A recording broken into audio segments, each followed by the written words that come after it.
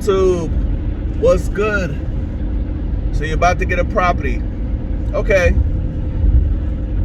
Let me tell you something about owning a property and being a landlord. There are a lot of things landlords don't tell you. It could be a personal friend, a family, somebody you don't know. But landlords, they don't tell you everything. Don't be fooled when landlords tell you they're making all this money. They could be. But there are a lot of things landlords don't tell you. Trust me, I know. They'll tell you, they'll show you checks. They'll show you their money on social media, all these checks, all this money, they're doing so well. But what they don't tell you is tenants not paying their rent. What they don't tell you is the cost of maintaining a household. What they don't tell you is the headaches that come along with owning a house.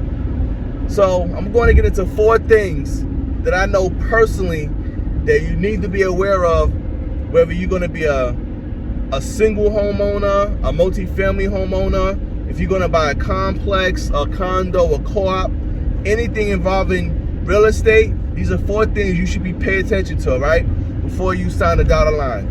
Because a lot of times landlords don't tell you this. They'll tell you everything else. Number 1, pets decrease the value of a home and will increase your liability and your insurance. Facts.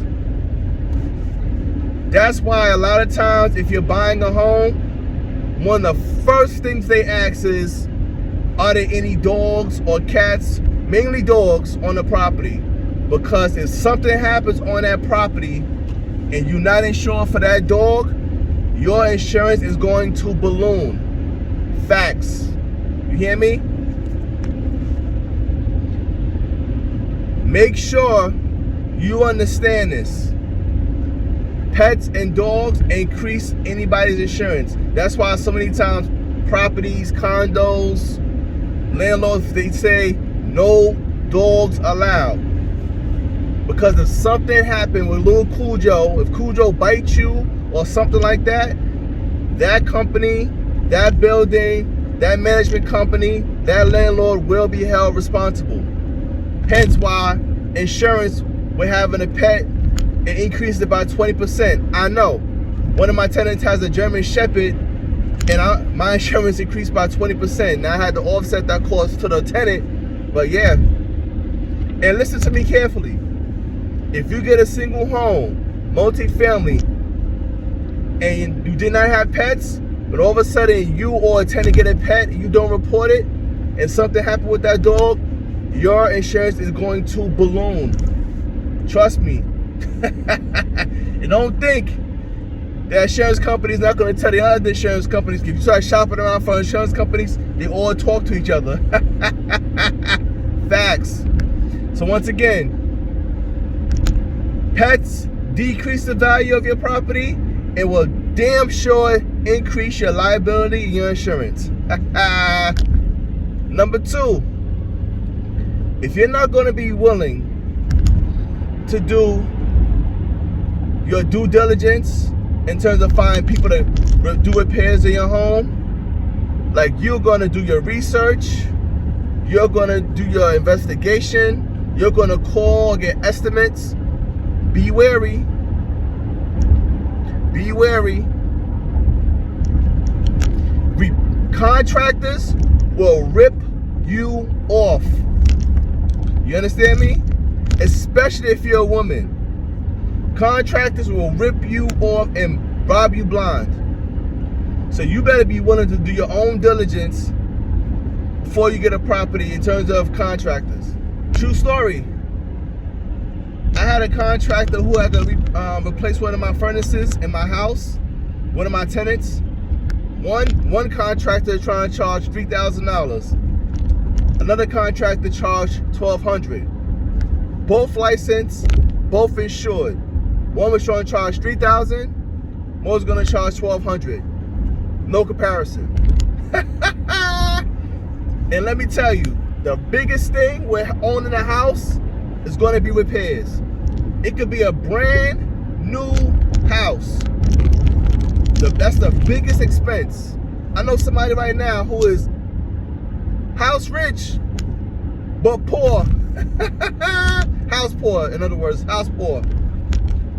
They're fixing things in that house left and right.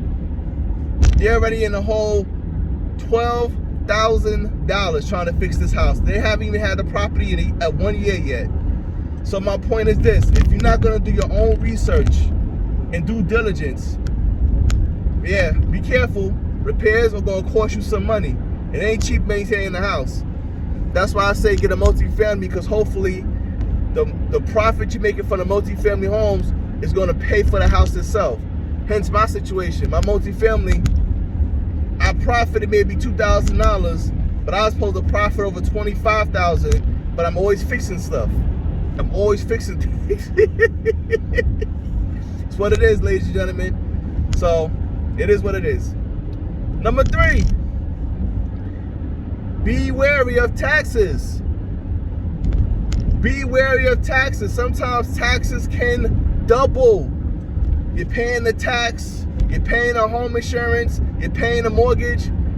You calculate everything, then boom, the county, the city increased the tax and it doubled. What you gonna do? Get more overtime? Work another job? Send your kids out to go work? Oh yeah, it happens. It happens. The house I got, the taxes double. True story. It went from $350 a month to $625 a month, so a little less. But yeah, I was like, damn. But once again, my house is paying for itself. Remember that profit I was talking about? Yeah, went into paying taxes. So be wary of that. You better budget. Like I always say, you need anywhere from $10,000 to $20,000 just in case, outside of you closing on that house, on any property. Single family, multifamily, condo, co-op. You need to have money to the side. If you don't, you're in trouble. You're in trouble. Taxes are a pain in the behind. You can't get around it. You can't get around it. Number 4, very important. It's something a lot of landlords, your friends who might own houses, people on social media who are in real estate don't tell you. You better pay that mortgage on time. Don't play. Don't play with that. If your mortgage is due on the 1st, you better make sure that mortgage is paid on the 1st. If you pay that mortgage on the 2nd, let's say you pay a mortgage for a whole year on the 2nd, on the 3rd, right? Not the 1st. Let's say you try to go refinance something. The bank is gonna give you a problem. They're gonna go, well, listen, Miss So-and-so, Mr. So-and-so, you have a history of not paying your mortgage on time. That's just what it is. You better pay that mortgage on time. Hence why landlords who have tenants, they are pissed when tenants pay their rent late. Because if your mortgage is due on the 1st, you got tenants paying on the 10th, the 15th, the 20th, paying the late fee. Great, they pay the late fee, but that's messing your money up. Tenants don't get that. And let me tell you something. Being a former tenant, I understand it now. Because when I was a tenant, I used to be like, why my landlord tripping? I'ma pay them. Being a landlord, I understand. Now, in my situation, I paid my mortgage 2 months in advance just in case, because I got advice from one of my buddies who owns a couple of properties. So even if my tenants are not paying on time, the mortgage is paid. But could you imagine? You at the mercy of your tenant? Oh no. That's like with some people who got homes out of New York and they rent out their basements. They're at the mercy of that tenant in the basement paying his or her rent on time. I know somebody personally, their mortgage was short 3 months or 4 months in a row because a tenant in the basement refused to pay their rent on time. Make sure you have $10,000 to $20,000 just in case. Because listen to me, whether it's a house repair or your mortgage, you got to make sure you are being covered. Landlords, people in real estate, social media, people, they don't tell you these things.